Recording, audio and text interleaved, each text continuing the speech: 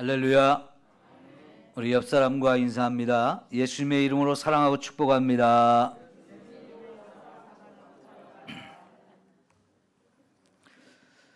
오늘 아프리카 말라위에서 사역하는 선교사님 오셔서 설교 마치고 선교 보고를 해 주실 겁니다. 그래서 제 설교를 좀 오늘 짧게 하고 선교사님에게 더 많은 시간을 드리려고 합니다. 그래서 오늘 마태복음의 가장 중요한 핵심 중심 주제가 무엇인지 그거를 두 가지로 말씀을 드리는데요. 첫째는 예수님이 우리의 왕으로 오셨다 하는 겁니다. 여러분, 하나님의 아들이 우리에게 왕으로 오셨다는 거예요. 얼마나 감사하고 또 놀라운 일인지요. 하나님이 직접 지금 저와 여러분을 통치하시고 다스리시는 이런 은혜와 복을 누리며 살게 해 주신다는 거고요. 그분이 오셔서 이제 하나님 나라를 이루십니다. 이 하나님 나라에 대한 이야기가 또 마태복음의 두 번째 중심 주제입니다. 이것이 바로 예수님께서 오셔서 하시는 일의 핵심이에요. 하나님 나라를 세워가는 일이고 그 하나님 나라의 저와 여러분을 초청해서 그 하나님의 통치를 받고 살 수 있게 해 주신다는 거지요. 그래서 여러분, 이 마태복음 1장과 2장에서 예수님의 왕되심을 아주 구체적으로 이렇게 설명하는데 13장이 이 마태복음 전체의 핵심이에요. 제가 전에 유대인들의 사고방식이나 말을 할 때나 또 글을 쓸 때는 유대인들이 말하고자 하는 핵심이 가운데에 있다고 그랬죠, 언제나. 그래서 마태복음 28장까지 있는데 그 중에 중심에 13장, 이게 마태복음의 가장 중요한 핵심인데 마태복음 13장에서 뭘 말하고 있어요? 천국 비유가 쭉 나오고 있어요. 이 천국에 대한 이야기를 집중적으로 모아서 거기서 설명하고 있는데 이 천국이 다른 말로 하면 하나님 나라 그랬죠. 그러니까 예수님이 이 땅에 왕으로 오셔서 하나님 나라를 세우고 저와 여러분을 그 나라의 백성이 되게 하셔서 직접 우리를 다스리고 통치하시는 이런 은혜를 누리게 하신다 하는 거지요. 이제 여러분, 마태복음 1장 2장에서 예수님의 이 왕으로 태어나신 부분을 강조하기 위해서 1장에서는 다윗 왕으로부터 이어지는 이 왕권, 그 가문에서 예수님이 왕권을 가지고 태어났다는 것을 족보를 통해서 우리에게 보여주잖아요. 이 이야기는요, 마태복음 사무엘하 7장에서 하나님이 다윗에게 주신 메시지가 있었어요. 이제 내 후손을 내 왕의 자리에 이어갈 수 있게 해주겠다. 그리고 그 나라, 그 위가 영원히 견고하게 해주겠다는 이런 약속이 있었는데 거기서 이제 하나님이 다윗에게 약속한 이 다윗의 후손, 이게 바로 왕권을 가지고 오는 메시아라고 하는 것을 유대인들이 다 알고 있었던 거예요. 그래서 그 유대인들에게 예수님을 소개하면서 특별히 예수님은 다윗의 후손으로서 왕권을 가지고 오신 이 왕이다라고 하는 것을 우리에게 강조한 것이고요.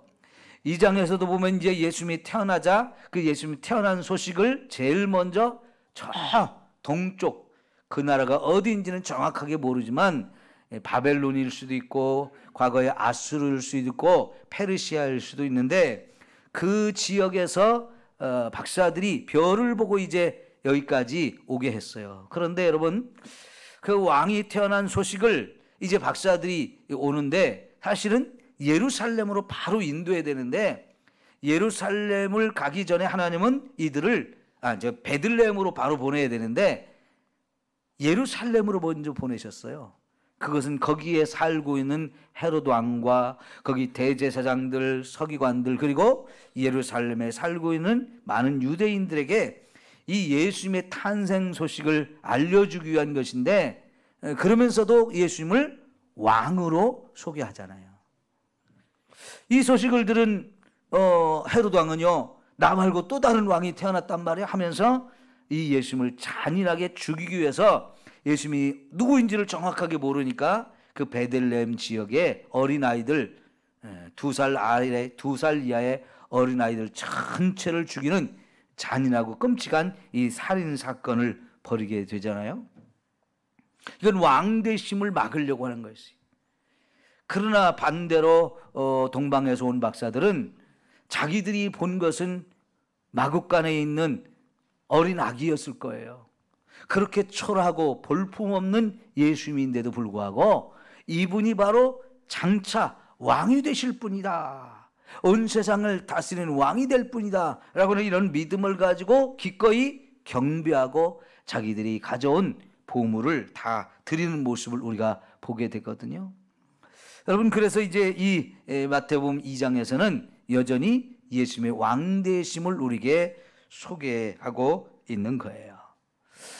여러분, 예수님이 저와 여러분의 왕되심을 믿으십니까?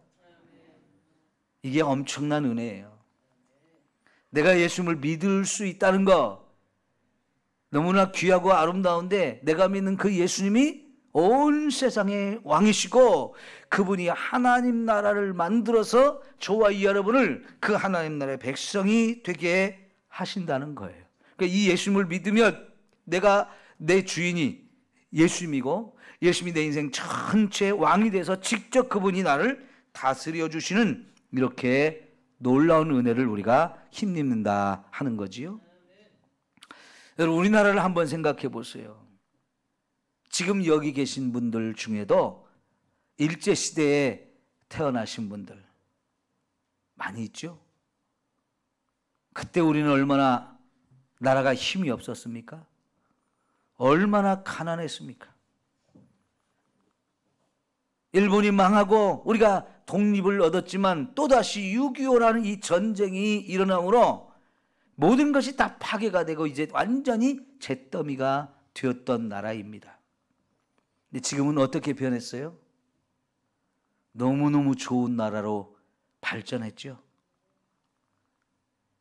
이 하나님의 엄청난 은혜와 축복이기도 하지만 또 우리의 선조들과 또 여러분들이 피와 땀과 눈물을 흘려서 이렇게 발전된 나라, 좋은 나라로 만들었어요. 지금은요, 전 세계에서 우리나라가 가장 잘 사는 나라들 중에 속하게 되었어요. 그리고 전 세계 수많은 나라가 우리나라를 부러워하고 우리나라 와서 살고 싶어하고 여기 와서 돈을 벌어 가고 싶어 하거든요.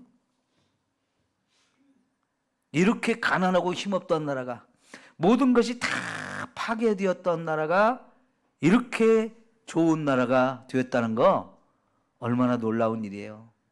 그런 일을 하나님의 은혜와 축복도 있었지만 그런 나라를 만들기 위해서 수많은 사람들이 피와 땀과 눈물을 흘려서 이런 나라를 만들었거든요.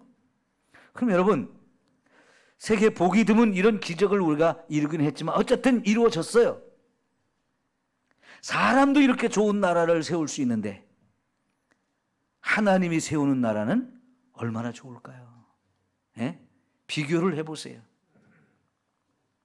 하나님이 세우시는 나라, 상상할 수 없을 만큼 너무너무 좋은 나라일 텐데 이미 예수님이 오셔서 그 나라를 이 세상에서 시작하셨고 저와 여러분을 또한 그 나라 백성이 되게 하셨어요.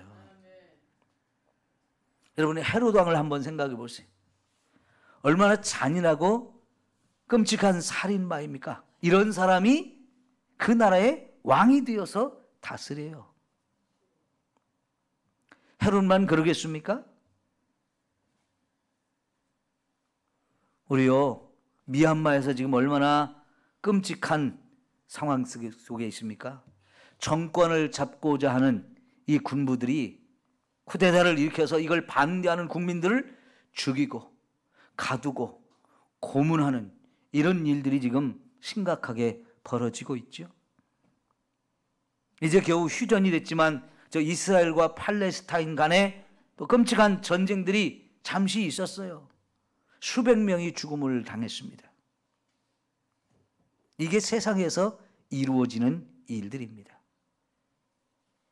세상에 힘을 가진 자들, 권력을 가진 자들, 나라를 다스리는 자들이 이런 일들을 벌여요. 우리 선교사님이 오신 나라가 말라위인데 아까 1부 때 하시는 말씀을 들으니까 전 세계에서 잘 사는 나라 이렇게 등수를 매겼을 때 끝에서 세 번째 가는 나라래요. 그만큼 어려운 나라도 세상에 있어요. 우리가 거기에 지금 살고 있다고 생각해 보세요. 얼마나 힘들겠습니까? 물론 거기도 행복하게 사는 사람은 있어요. 자, 이렇게 세상 나라, 세상 지도자들과 비교해서 예수님이 왕이 되시고 예수님이 세우시는 이 하나님 나라를 어떻게 비교할 수 있겠어요? 우리가 이렇게 좋은 나라를 세웠지만 우리나라는 우리가 다 만족할 수 있는 나라입니까 지금? 여전히 좋은 나라이기에 감사한 부분도 있지만 아직도 우리가 만족하지 못한 부분도 많고요. 그래서 더 좋은 나라로 세워가기 위해서 우리가 해야 될 부분이 많이 있어요.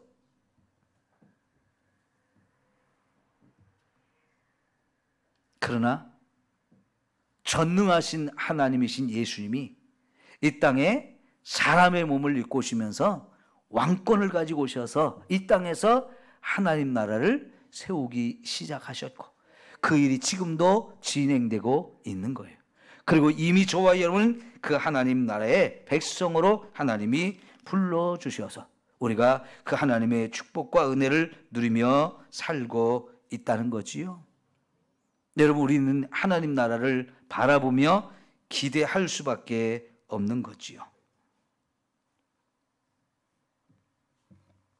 우리가 이렇게 예수님을 통해서 이 놀라운 하나님 나라 세워졌는데 이 천국이 죽어서나 가는 나라가 아니에요. 이 천국은 내가 예수님을 믿는 그 순간부터 내 안에 이루어졌어요. 예수님이 나와 함께 하시면서 나를 직접 다스려 주시고 내게 그 왕의 통치, 왕의 다스림 이거를 받으면서 그걸 누리며 살게 하시는 거예요. 여러분, 그래서 마태복음 1장 23절에 예수님의 또 다른 이름을 임마누엘로 우리에게 소개하고 있어요. 이 말씀이 무슨 뜻입니까? 하나님이 우리와 함께 계신다. 지금 예수님이 나와 함께 계시는 것은 하나님이 함께 계시는 것이고, 하나님이 함께 계신다는 것은 그분이 나의 왕이 되어서 나를 다스리고 나를 보호하시고 나를 인도하시고 지켜주시고 모든 것을 공급해 주시며 끝까지 책임져 주시는 이런 삶을 이미 우리가 누리고 있다는 거예요.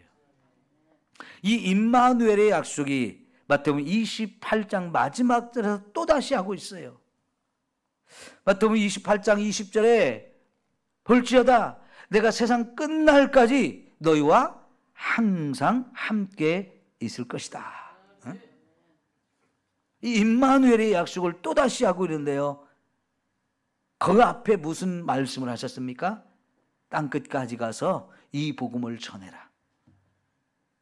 이 복음을 전하는 것이 결국은 저와 여러분으로 하여금 하나님 나라를 이루어 가는데 우리를 불러서 그 일에 우리를 사용하시는 거예요. 하나님 나라를 이루어가는 일꾼으로 우리를 써주시는 거예요. 그럴 때 저와 여러분이 어디에 있든지 하나님께서 항상 우리와 함께 하셔서 그 하나님의 통치를 받으며 살게 하고 하나님 나라의 복을 내가 누리며 살게 하신다는 겁니다. 마태복음의 이 전체 이 핵심 주제를 여러분이 이렇게 이해하시고 또 이제 마태복음을 쭉 우리가 앞으로 보게 되면 구체적으로 이 한 말씀 한 말씀이 이 하나님 나라와 어떻게 관련이 되어지는지를 확인하게 되어져요. 하나님 나라를 이루기 위해서 예수님은 질병으로 고통받는 자를 치료하십니다. 하나님 나라를 가르쳐 주기 위해서 우리에게 구체적으로 말씀을 전하고 가르쳐 주십니다. 그리고는 그분이 십자가에 죽어서 우리의 죄를 해결해 주시고 거기서 건져서 진짜 우리를 하나님 나라의 백성으로 삼아 주시는 거예요.